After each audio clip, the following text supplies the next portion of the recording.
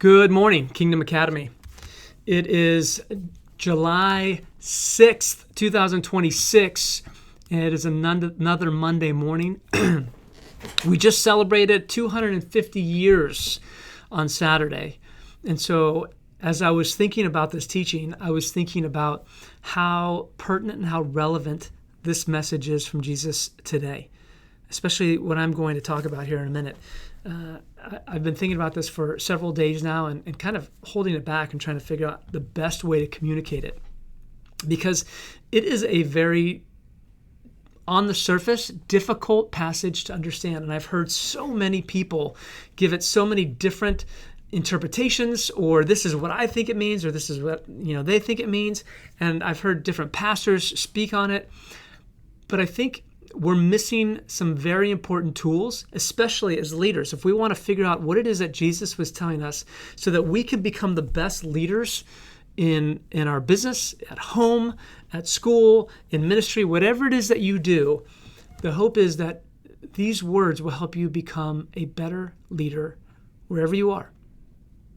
And so let's dig into this. Let's dig into this difficult text. It comes from Matthew chapter 5, verses 43 and 44. And you can open your Bibles if you want to, or you can just follow along and look it up later. But let's dig into this. It says this. Jesus says, "You have heard that it was said," catch this, "you have heard that it was said, love your neighbor and hate your enemy. But I say to you, love your enemies. Bless those cursing you. Do good to those hating you. And pray for those insulting you and persecuting you." How are we supposed to respond to people who are rude to us? Who are angry with us? Someone who speaks vile words towards us, is maybe physical with us. How are we supposed to treat people that are in our industry that, speak poorly about us? Now, last week we talked about Jesus' words on turning the other cheek, and we talked about the depth of that, how it's so misunderstood, and how that had to be a very different meaning than it was typically suggested. We understood that as we dug further into it, and we learned what it meant to have a third option. Instead of just living in the binary decisions of right or wrong, left or right, black or white, we understood after digging that there's a third option in business, in families, in government, that we should always be looking for in difficult situations. Yet this message today is a little bit different. This is a very odd statement. Here Jesus goes even further by saying, love your enemies. Bless those. Do good to those. Pray for those. Even those who are persecuting you. Think about that 2,000 years ago, speaking to a group of people who were being persecuted by the Romans, who were occupiers in their land, who were treating them horribly. Jesus says to pray for them. So we have to ask, could there be a deeper message than what we're just seeing here on the surface? Remember, just before this, Jesus says that you've heard that it was said, but I say to you. So clearly he's pointing to another text. This is what we talked about last week as a remez in Jewish hermeneutics. It's pointing to something that everyone should know. So to understand this leadership principle, we have to do some more digging. First, 543 says this, "You have heard that it was said, you shall love your neighbor and hate your enemy." Two things we have to realize about this first sentence. One, Jesus is quoting Leviticus 19:18. Later on in Matthew, he points to this as one of the greatest commandments of all. So this would be odd if he were if he says to dismiss this. You've heard this, but I'm saying this. Yet later he says, no, this is one of the greatest commandments. So there's something else going on here. The problem is, if you actually read Leviticus 19:18, nowhere does it say to hate your enemies. Leviticus 19 says that you shall love your neighbor as yourself. Nowhere does it say hate your enemies.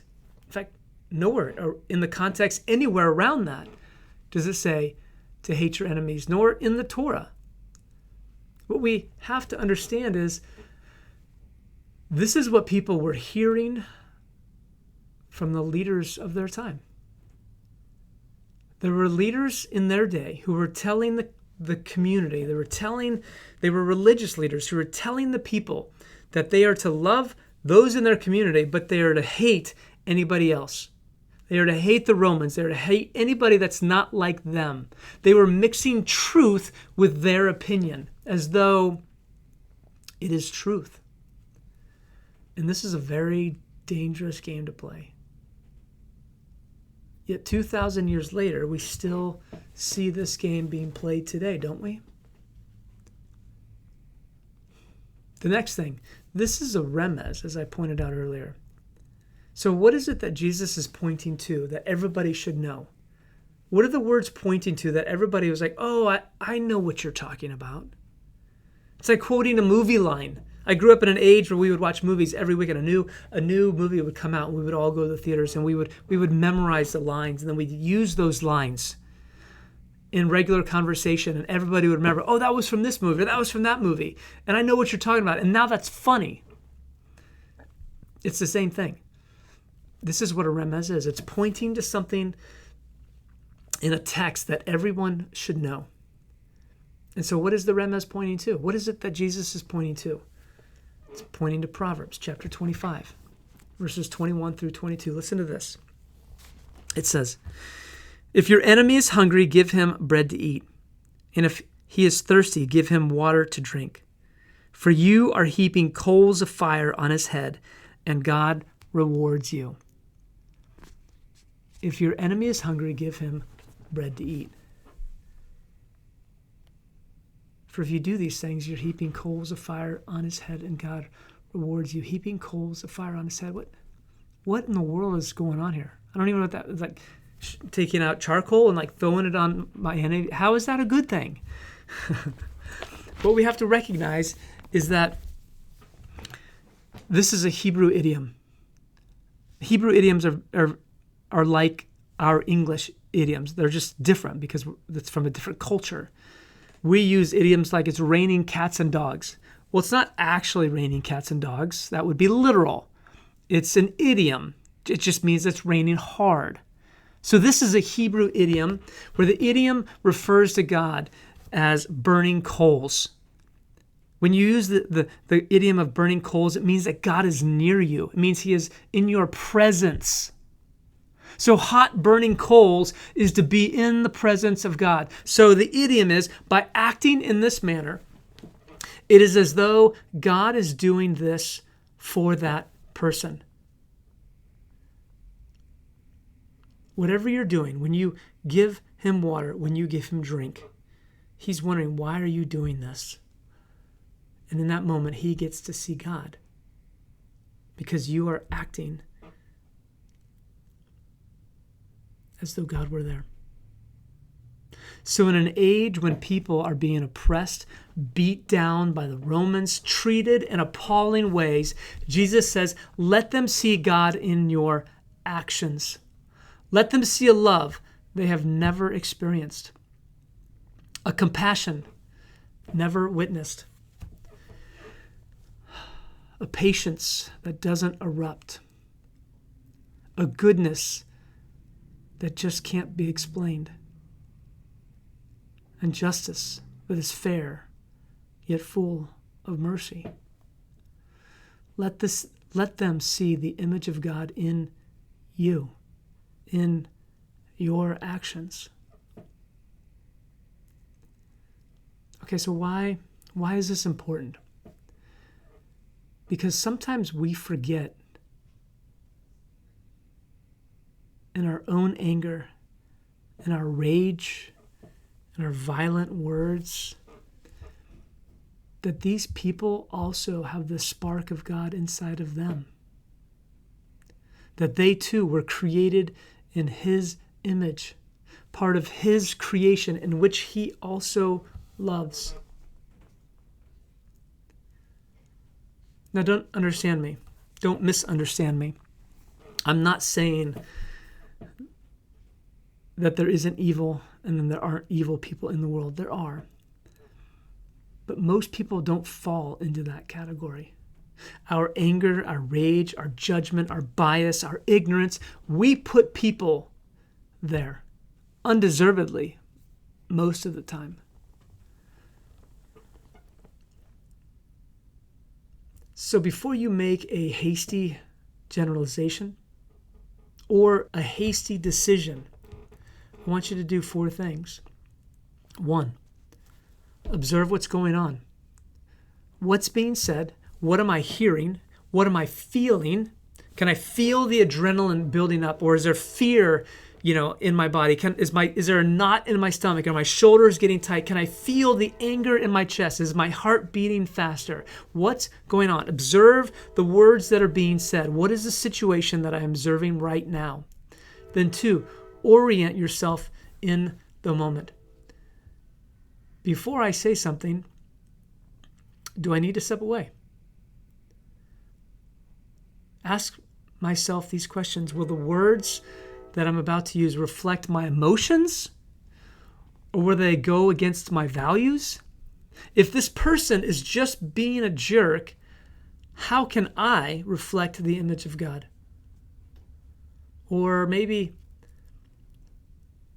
how can I kill this person with kindness?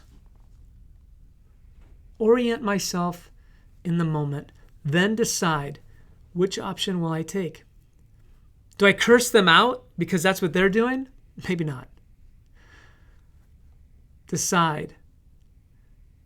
Do I decide to bless them with absolute polite kindness without degrading my own value at the same time? Maybe I decide I just show them I don't need to step in the mud with them. I don't need to lower myself to those actions, to those words. And then the 4th thing I do is I act. I act on this decision. And once I make that action, then I evaluate what happens next. And then I start again. I observe, I orient, I decide, and I act. This is what's called the OODA loop.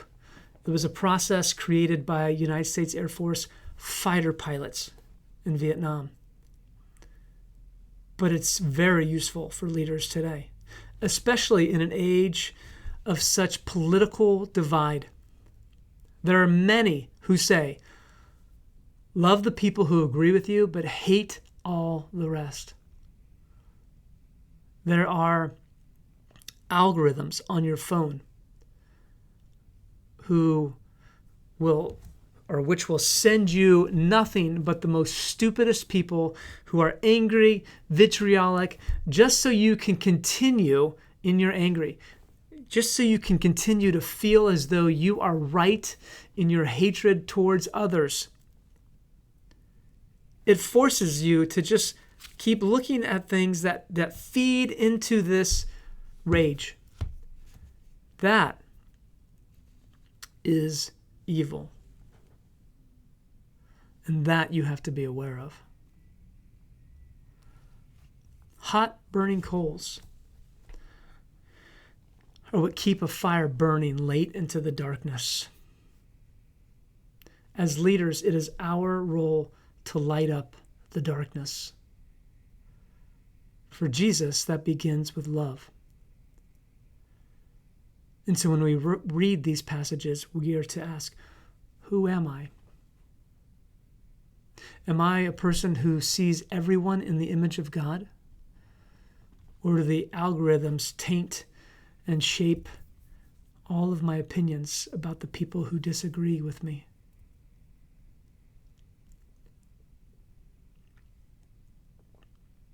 These are tough things to think about.